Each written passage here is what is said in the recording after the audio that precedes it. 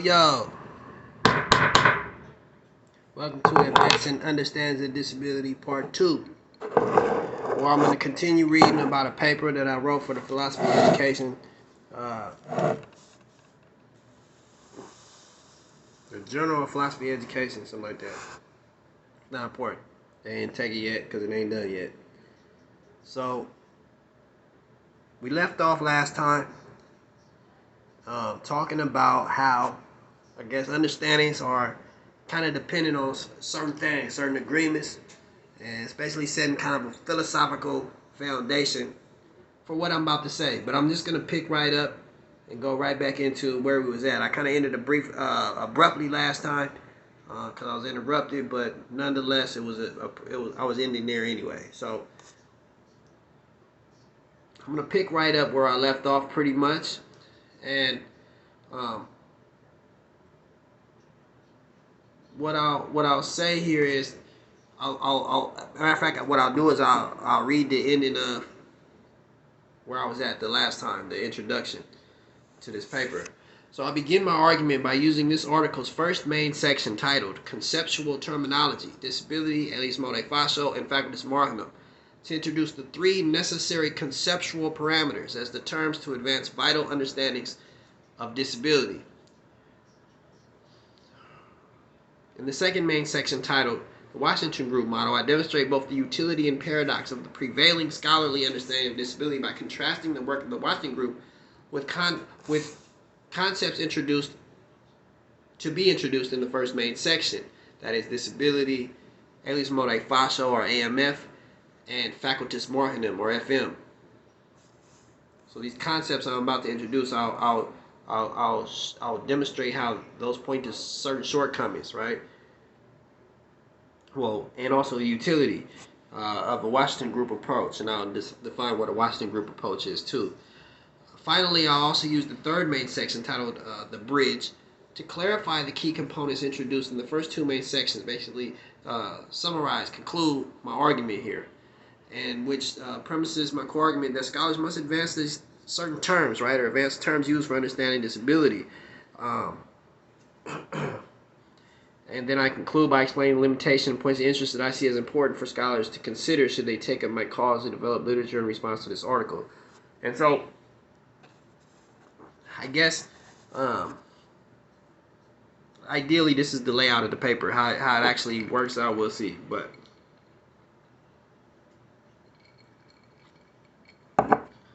so, conceptual terminology: disability, alias mode facial, and facultas marginum.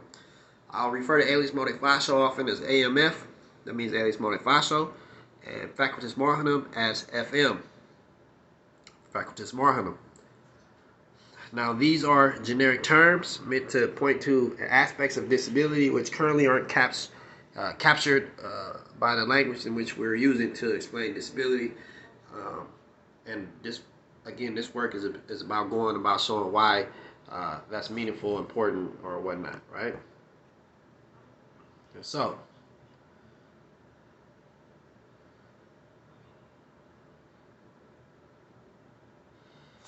in this section encompasses three subsections where I explain the terms at the core of my argument. I use the first subsection to explain the term disability using critical approach, equating its proper use being to reference a given sociocultural group. That is, persons with disabilities, and respecting a type of disability rights or identity rights, IDR type of framework. In the second subsection, I explain the term alias mode facial as being a generic moniker for the psychological self-experience of disability. This is a phenomenon which is relatively similar to that by which the Washington Group understandings are labeling as disability. Now, AMF specifically points to the phenomenological experience of ability as experienced, right, by the individual, much in the same way that Washington Group frameworks look at it. In the third and final subsection here, I explain FM as being a moniker, that is facultas marginum, this is the opposite term from alias mode facial, as being a moniker for socio-environmentally based manifestations of disability, right? FM points to the socio-environmental components of the social model. So we're talking strictly about environmental barriers, socio-environmental aspects, but aspects of disability which are located entirely and ultimately outside of the person, the individual, with or without a disability, but within the larger context of a given socio-environmental setting. Okay? So we'll start here. The term disability, a fundamental condition of what I consider to be the paradox of disability, is reflected by the fact that there is no single definition of disability. This is what Mitra says. And I would push back here, and this is my own thoughts here at this point, not necessarily reading off the paper, and that is to say that there is I would argue, a single definition of disability, a proper definition of disability, and that is the definition of disability by which people with disabilities determine it to be. It would be analogous to saying what black means to black people, what Latinx means to Latinx people, Hispanic people, Latino people, however you want to say that. What Asian means to Asian people, what Hmong means to Hmong people, and so on and so forth. Yes, and so there is a meaning of disability which is the single definition, but it's a meaning that should be only appropriated. I'll be that reappropriated or and just generally appropriated by people with disabilities, and I'll get back to that point. So the official Washington Group website states that defining disability is complicated, as it is complex, dynamic, multidimensional, and contested, as it should be. That's what I would add. That's what it means to be a person with a disability in the United States. So in this subsection, I briefly discuss 4 separate meanings of disability, which I pose are most responsible for society's perpetuation of the term disability as a trope. Okay? My goal is to direct attention to these terms as they are particularly complicit in complicating our understanding of disability to emphasize the degree to which the notion of disability is already blurred.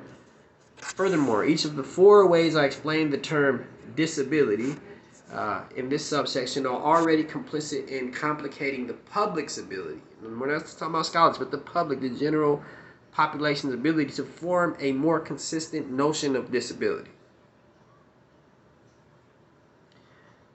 These thoughts are a bit deep. I will definitely recognize that, and so I'll try to slow down sometimes to allow this to sink in. So I'll reread the last part right here just to say, each of the 4 ways I am to explain the term disability in this subsection are already complicit in complicating the public's ability to form a more consistent, a more accurate, a more adequate even notion of disability, right? There's 4 particular ways that this term acts or works upon our minds to confuse. Most importantly, my demonstration of these terms highlight how important it is for education leaders or educators to expand terminology related to disability, not only as a way to respect the sociological autonomy of person with disabilities in forming their own identity, but also to maximize the potential of Washington Group scholarship aimed at improving a given society by addressing the way human variants might interact according to certain socio-environmental contexts. Now that goal, that aim that the Washington Group seeks to achieve holds in 2 ways. So it holds from a human rights perspective, from the aspect of person with disabilities deserving more inclusion, more access, more participation amongst others in society, but it also is important for systemic, institutional, these praxeological bodies in their goals to achieve a type of diversity that they are looking for. So they want to include people with disabilities, but oftentimes they can't, not because I guess even a lack of empathy or sympathy or whatever you want to say, but a lack of want to, however that works. But even from the essence of a lack of just general basic language and knowledge and ability, we don't know what to do. How do we do this kind of a thing? And so it's a double-edged sword. It helps people with disabilities, but also helps praxeological settings or institutional settings or different aspects of society collectively try to achieve these goals for diversity, right? And so that's a very important aspect of this, right? Again, that's part of the problem that this language confusion adds to, right? It complicates these attempts. So the problem results quite plainly because the term disability is passively and inadequately used to refer to both an objective state of humanity, right? That is a certain phenomenological condition, right? A phenomenological aspect, a point of cultural identity, right? And a certain point of cultural identity, a certain point of personal group identity basis, right? So there's two different things, right?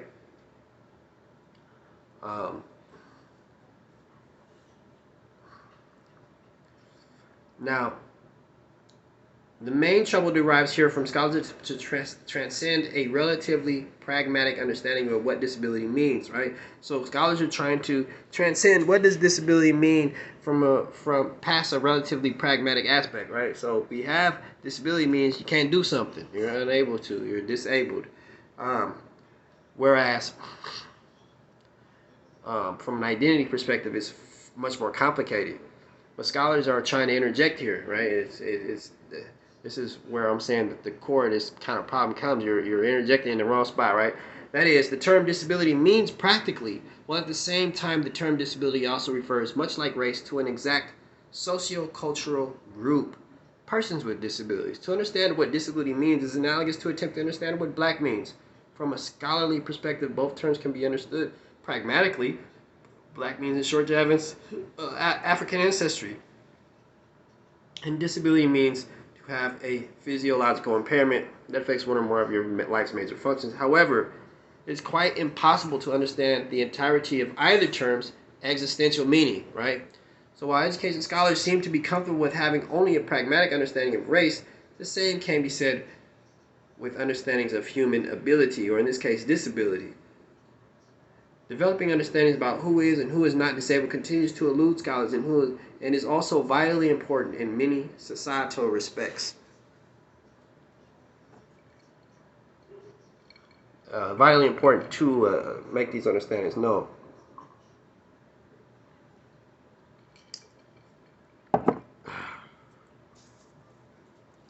So, the literal definition, right, of the term disability.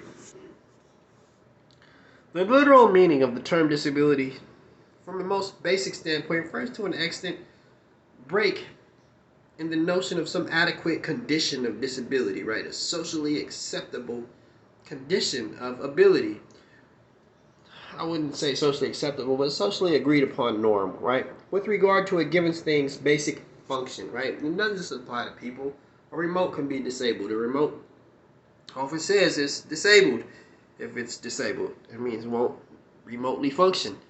So, while this might be the most basic formulation of the term disability, disability is rarely used in this way, as most persons use the term broken or unable to point to a given thing that is disabled with regards to its functional purpose, right?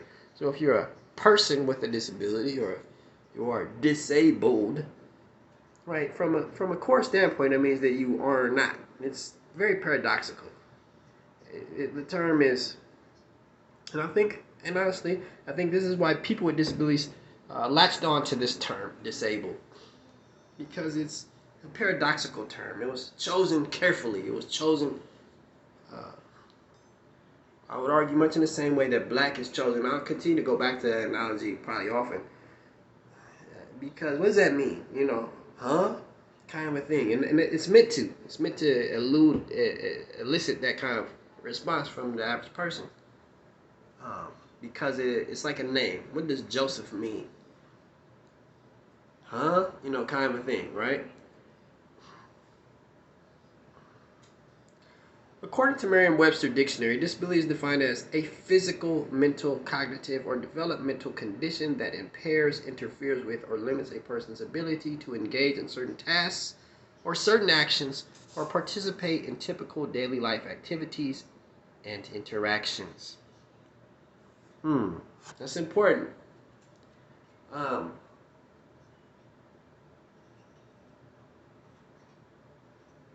I should have had a good site there, and I would like to bring that back up. I'll go back over and get these up to date in here anyway. So,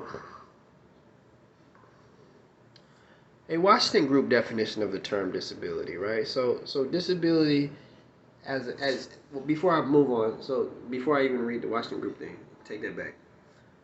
So disability from a core kind of existential kind of meaning means it's almost synonymous, not quite, but similar to dysfunction. It's a disjuncture. It's a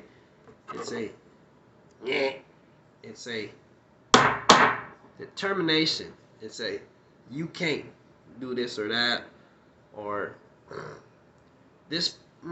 It's a cut, right? It's a lowering. It's a reduction. It's a division. It's a yes, those kinds of things.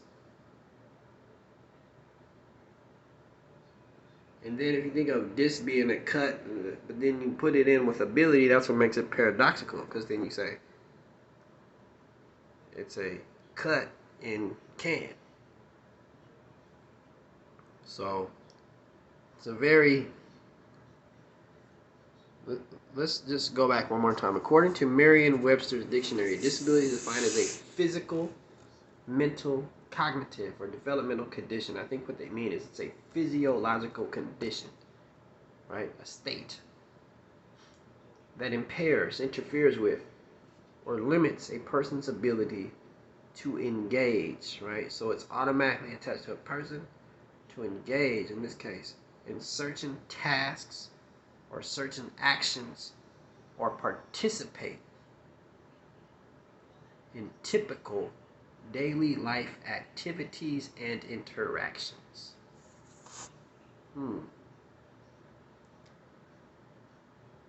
That's interesting.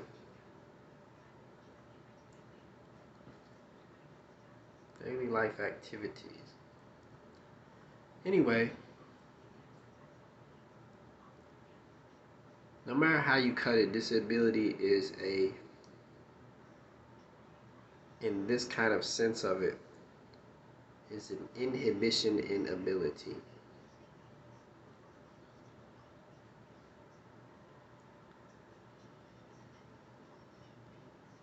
Inhibition, I'm sorry. Prohibition. It's a prohibition in ability. Right? It's a reduction, it's a preclusion of ability. So the Washington Group definition of the term disability. So the Washington Group views disability as a condition of humanity that occurs through the interaction of limitations with one life's major functions, similar to what they just said, but it also takes into consideration their sociological environment or socio-environmental context, right? This phenomenon generally occurs with people who either identify as a person with a disability, right, who has these kind of impairments, right, or people whose physiological traits don't align with established or accepted societal norms. Fair enough. The UN Convention on the Rights of Persons with Disabilities recognizes disability as an evolving concept. Right? We're still trying to figure this out. And this is in 2006, and to this day, I think there hasn't been a UN convention that's kind of concluded this. But persons with disabilities include those who have long-term physical, mental, intellectual, or sensory impairments, which, in interaction with various barriers, may hinder their full and effective participation in society on an equal basis with others. include those who have impairments. Fair enough. I don't think that I'm not here to critique any of these, right? What I'm trying to get to is that there's many different kind of ideas, right? A praxeological meaning of disability is most often framed in the U.S. as a notion of disability according to the term eligibility for a compensation or government program. So, and this is where my work is going to interject, but I'm just going to say, a praxeological application of disability is uniquely specific to the respective terms of eligibility for a given service, usually in the context of government programs. So consider like Social Security, right? Consider the term disability relates to the practice of unemployment insurance. According to the rules of eligibility for UI, the term disability is that they only by one's immediate capability to perform work in their usual occupation. Take a person of average health who has a job that only requires a person to push a button, for example. If this person is involved in a major accident which permanently damages every part of their body, except their mind and the finger they use to push a button at work, according to the unemployment insurance, this person would not be considered disabled, no matter what their own opinion might be. You might identify as a person with a disability, we don't consider you that. Right? At the same time, if a person's job requires them to dunk a basketball all day, that's what they do. They dunk basketballs, an ingrown toenail that keeps them from jumping in order to dunk at least that high, would be considered this person entirely disabled until their toe allows them to resume dunking basketballs. This is a very important thing because this is what our society does with the term disability, right? Now, while these examples are a bit extreme, right, the point of a praxeological meaning of disability is for societally based interests to set a condition of disability which aligns with the practice of a given institution. I almost didn't think it important to mention this phenomenon, but one should consider the relatively similar way that methodology behind the Washington Group understanding disability aligns with the praxeological approach, further highlighting the importance of scholars to expand on standard terms used to explain the Washington Group approach. And I'll get to this. I will get to this. I'm thinking a little bit here. I'm doing a little bit of thinking. But the disability rights definition of the term disability. So the term disability is most importantly used to denote a certain cultural identity, most often referred to as, god damn, snow falling off the roof. Person with disabilities, or a person with a disability, disabled persons, disabled and or having a disability. This definition of disability borrows from the disability rights framework established in the 20th century as a rallying point for a person with disabilities to establish a degree of humanity. It is the most important one to be respected with regards to its use, and this is important, as a sociocultural moniker which denotes persons who share self-attributed identity of disability, meaning I am disabled, I have a disability, I'm a person with a disability. As a sociocultural moniker for a shared identity, the term has become sacred to persons with disabilities. That is disability. As a sociocultural moniker for shared identity, the term disability has become sacred to persons with disabilities. Persons with disability have utilized the term disability through a phenomenon known as cultural reappropriation, much in the same way as other marginalized populations have chosen to name themselves Black, Mexican, American, Indigenous, Latinx, LGBTQ. Cultural reappropriation points to a fundamental step in any instance of cultural foundation of any certain people contained within a dominant societal culture. I don't want to get into this too much, but it's the process by which certain oppressed people, whom share the experience situation of being labeled derogatorily by the dominant society, respond uniformly by activating the label in a way that establishes existence to previously unknown phenomena, including their own extant status. You have labeled us, so we will be labeled, and grasp it. Take it. Bringing us to the final point to be made here. How might we reflect our human accolade if it's contradictory? If it's contradictorily tithed in practicing illogically? That's a good question. but it's not the question I'm going to answer. This is part 2.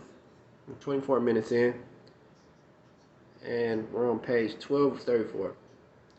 I want to go over alias modo facile, right? Let's do this. So, alias modo facile.